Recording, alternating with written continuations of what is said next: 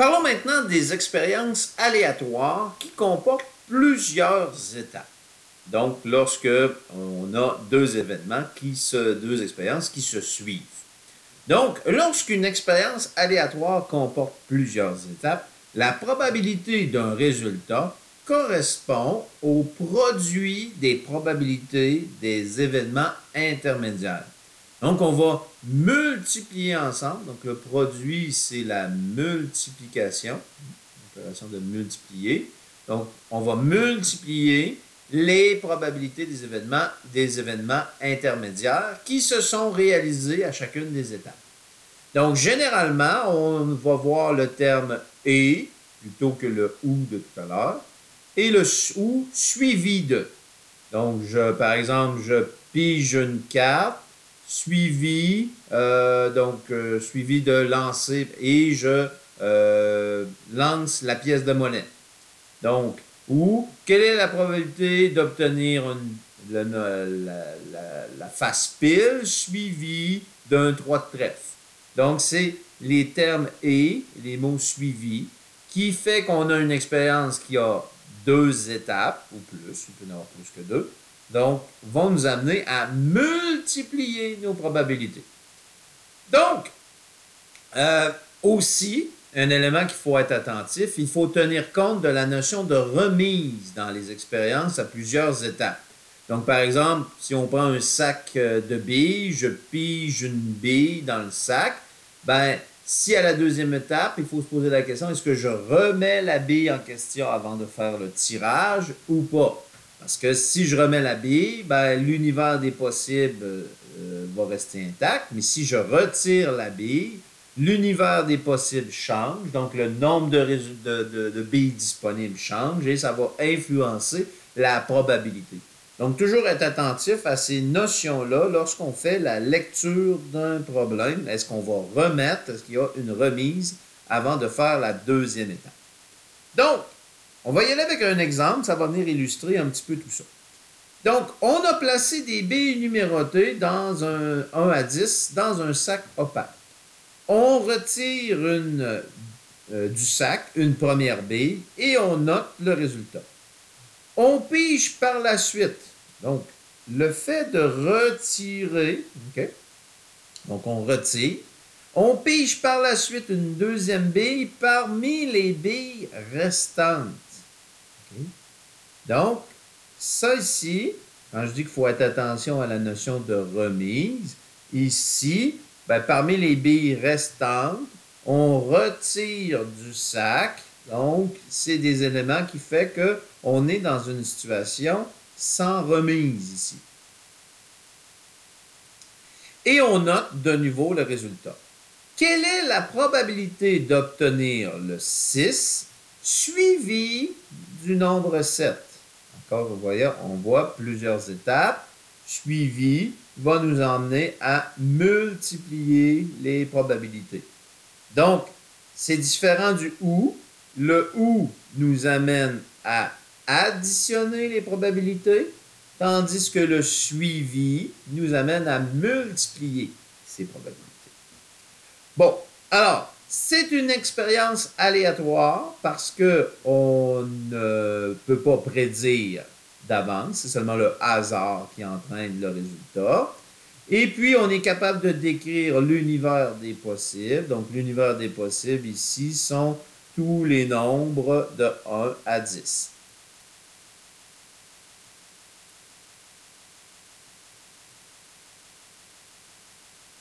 Et 10. Donc, univers des possibles déterminé, parfait, il y a 10 résultats. Alors, ici, quelle est la probabilité d'obtenir un 6 suivi du nombre 7? Donc, si on définit notre premier événement ici, A, une première expérience, avec l'événement obtenir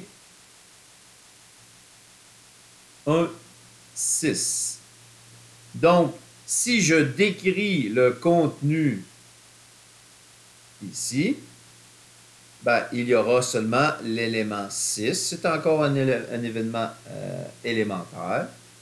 Donc, obtenir 6, il y a un élément. Donc, ici, quelle est la probabilité, justement, d'obtenir un 6, la probabilité de cet événement A-là? Il y a un 6 parmi 10 résultats possibles. Donc, une chance sur 10 d'attraper le 6. Maintenant, donc, si on définit B comme étant obtenir le 7, ben, l'événement B, on a seulement, lorsque je le décris, oh, alors j'ai mis 2 points, c'est égal. Donc, égal. Ici, on a seulement l'élément 7 dans cet événement. Donc, j'ai un élément, donc c'est pour ça que la probabilité de B, j'ai un élément ici sur un total de 10. Oh, non, pas 10. Il faut se rappeler, donc toujours être attentif, sans remise. Donc, le fait d'avoir pigé le 6 au premier tour, donc le 6 n'est plus disponible après un tour.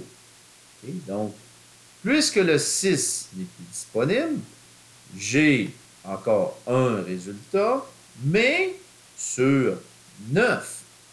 Donc, pourquoi? Ben, c'est sans remise. Donc, j'ai pris mon 10 résultat et j'ai fait moins 1. Okay? Donc, bien important ici de faire attention à ça. Les éléments sont reliés ensemble. Maintenant, si on cherche la probabilité justement qu'on a ici, okay, d'obtenir un 6 suivi d'un 7, ben, la probabilité de cet événement C-là sera la multiplication des deux probabilités. Donc, la probabilité de A qui multiplie, donc je multiplie ensemble mes deux probabilités à cause du suivi ici. Donc, la probabilité de cet événement C-là sera 1/10 qui multiplie 1/9. Donc, quand je multiplie les fractions numérateur par numérateur, ce qui fait 1, et dénominateur par dénominateur, ce qui fait 90. Donc, ici, j'ai fait le produit des probabilités. Donc, parce que j'ai multiplié ensemble les deux probabilités qu'on avait ici. Donc, la probabilité serait de 1 chance sur 90 d'obtenir justement le 6 suivi d'un 7. Donc, le fait que ce sont deux expériences, donc une expérience à plusieurs étapes. Donc, on va multiplier les probabilités des événements intermédiaires. Voilà.